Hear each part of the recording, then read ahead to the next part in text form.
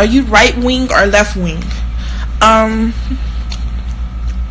favorite wings are, honestly, I really like buffalo wings. Hi, and welcome back to Through the Muck and the Mire. I'm your host, David Hollifield. Cheers. It might get a little hairy in this conversation. I'm going to be talking about the protesting and riots that are currently going on across the United States. Last night, Atlanta, there was riots, looting, cop cars burned, CNN Center got kicked in. Some local businesses got ransacked and burnt to the ground. Gwinnett County is trending on Twitter right now, which is where I live, so tonight's probably going to get pretty nasty around here. All over the United States. It's Washington, D.C. The White House is shut down. Of course, Minneapolis. So, the topic of this episode is how should black people protest? And if you don't think that I, as a white person, should be telling black people how to protest, then you're right, and I agree with you. That's not why I'm here. I'm actually here to ask people to try to come together and, as a community, talk about, if you want to continually tell the black community to shut up. Colin Kaepernick was discredited in every possible way anybody could think of. He's a terrible quarterback, or he wore a Fidel Castro t-shirt, he wore pig socks, whatever, stuff like that. You don't have to like the person, but that doesn't mean that the movement is not a good movement, and it's not like something that legitimately needs to be talked about. And once you remove Colin Kaepernick from that entire argument, or that entire movement and all of it, there was tons of very talented and very well-respected players from all over different sports and all over the world, really, that took that movement seriously. So you can forget about Colin Kaepernick if you just really want to hate him and just focus on the topic, because that's what's important. It's not about Colin, it's about the movement. And basically, I'll just keep it short, is, it's really convenient for people to, anytime somebody has a serious complaint or something that they're concerned about, it's really easy for people to bring up veterans' concerns. But that's the only time it comes up. I'm a veteran, and I've seen it. We're used as political pawns nonstop. So, yeah, that's the gist of it. First, for one, I believe that we fight and die to protect your rights, and those rights include protesting. We don't fight and die for you to worship an inanimate object. So that's that. But other than Colin Kaepernick, there's countless. I'm going to put pictures up of all the different peaceful protests that I can find, which I'm sure will take half a second on Google, to just go to Google Images, peaceful protest, BLM, and there's going to be tons of photos that I can post, and it's going to be a bunch of peaceful protests, and all of those got demonized too. Black Lives Matter got demonized. Oh, well, let's call them a terrorist organization. You know what?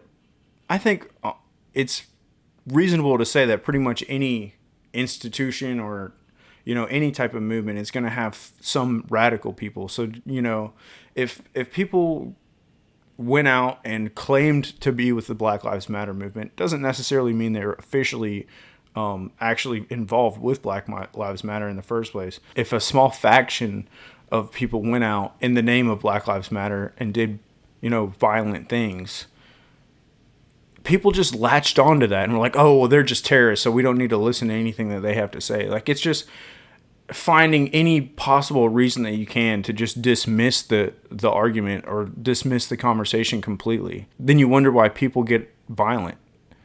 It's kind of crazy. It's ridiculous. I'm not saying that, if you burn down AutoZone or if you burn down a local mom and pop shop, that you don't deserve to be arrested for arson or theft, stuff like that. But at the same time, if you feel like you haven't been heard, then what else can you do? If you've been peacefully protesting for decades, and you're not heard, then what else do you do? So anyways, that's the point of this episode is what can we do? Instead of just, getting on Facebook or whatever other social media accounts and saying, oh, well, that's not the right way to do it. Don't kneel during the anthem. Don't be a part of Black Lives Matter because they're terrorists, or don't be violent. Don't riot. Don't burn down. Don't kick in the CNN Center. Like, whatever. It's a lot of people saying that's not the right way to do it, but nobody's offering solutions. So what's the solution? Can we come together as a community, everybody, and just talk about what the solutions are instead of pointing fingers and telling people what they shouldn't be doing? And I'm going to try to put my money where my mouth is. I'm already talking to at least one local veteran organizer, a leader in the community that a lot of veterans know. He's very active in the veteran community, and I'm going to talk about trying to put together some type of protest or at least a community meeting, something like that. It doesn't have to, we don't necessarily have to call it a protest, but I want to get people in the community together, and I want veterans specifically to come out and let the Black community know that we stand behind you, or we stand in front of you, for that matter. I'm not opposed to it being an armed protest or an armed community meeting or something like that. We saw in Virginia when they were threatening to confiscate guns last year, there was an uprising in Virginia, and entire communities of people came together. It didn't really matter what race. I'm also going to include pictures of that. They showed up armed, and they were like, you don't want to do this. You don't want to try to take our guns from us, because we're going to come together as a community, and it's not going to be pretty. So I'm not saying like we need to threaten anybody. Like I'm totally not trying to, I don't want anybody else to get hurt.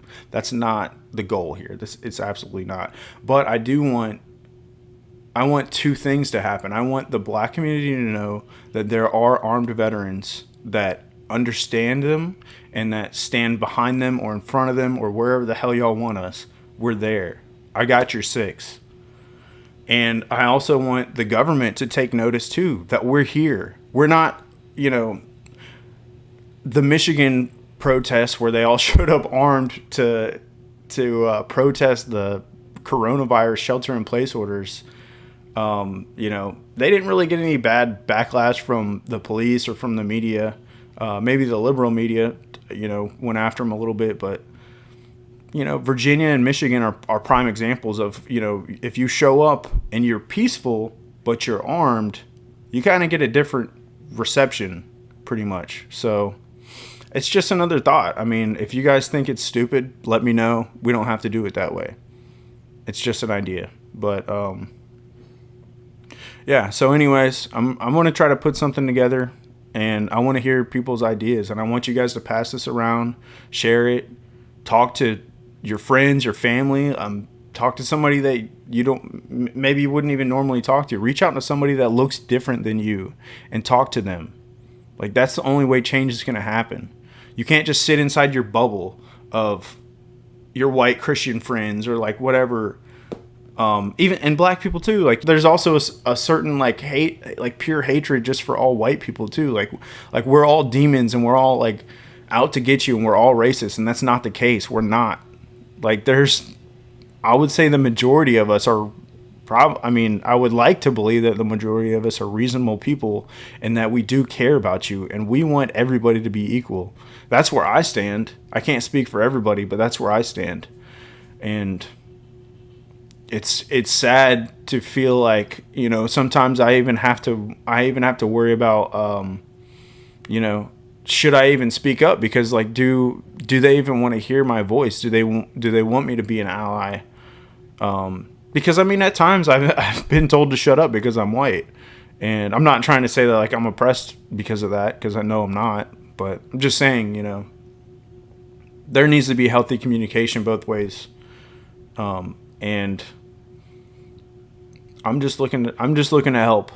I'm tired of people complaining about, you're protesting the wrong way.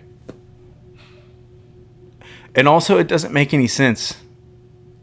telling people that they're protesting the wrong way because it like caused a commotion or because it was offensive or something. Like, that's the point of a protest. That's how you get recognized. I mean, the rioting aside, but protests in general, I'm talking about like the peaceful protests, the kneeling at the anthem, the anything Black Lives Matter, blocking the roadways and stuff like that. Yeah, it's inconvenient. That's the whole point of a protest, is to inconvenience people long enough that they take notice and listen. And, you know, if we took notice earlier and listened, then we wouldn't be in this predicament right now. So, I mean, that's pretty much all I got to say, other than cheers, and I sure as hell hope we figure something out soon, because I'm tired of seeing life wasted, American life wasted. I'm tired of seeing cities burned down. The last thing I want to say is, you know, you can identify with a movement like kneeling during the anthem and still love your country.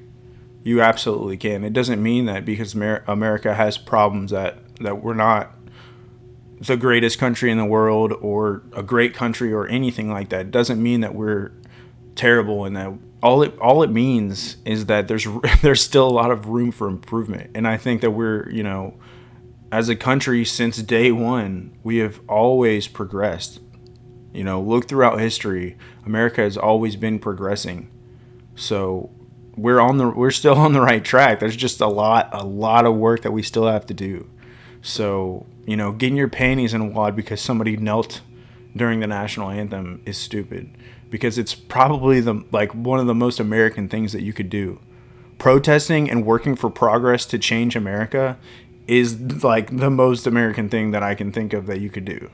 So, anyways, let's put our heads together and let each other know that we love each other and figure this out.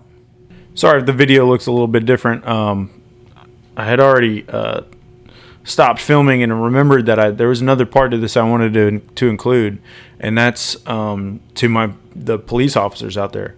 I've got a lot of friends that are police officers, and I've tried to encourage some of you on social media to speak out and, you know, let people know that you're doing your part. Like, you know, some of you, I guess, feel like you shouldn't have to explain it, or you shouldn't have to prove that you're doing the right thing, or maybe you think that it's not going to make a difference if you show your support.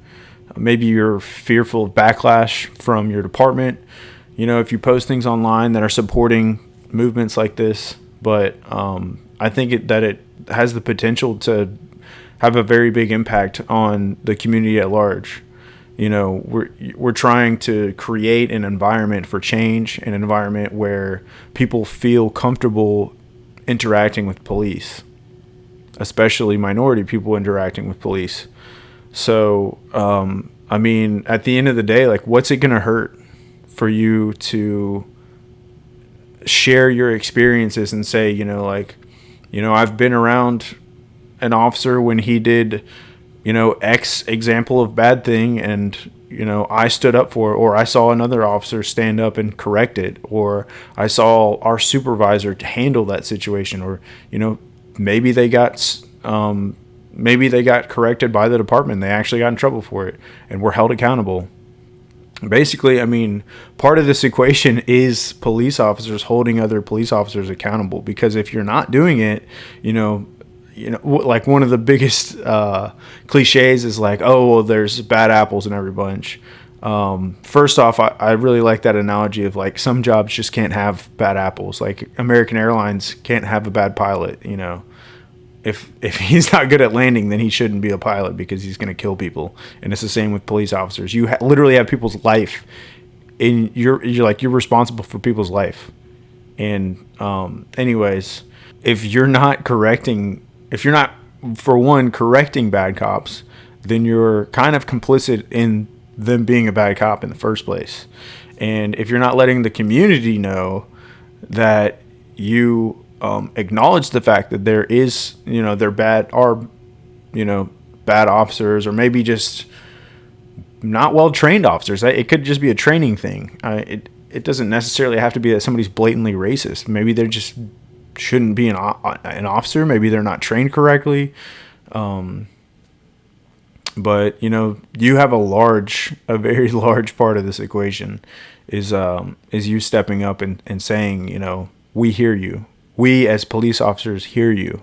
It would have been really nice to see, like, automatically, without having to ask for it, as soon as this stuff happened with George, for officers to get online and say, this is terrible, like, this deserves justice. Like, the community, everybody needs to hear that, not just black people. Like, I would appreciate to see that. I like to see transparency and consistency from everybody.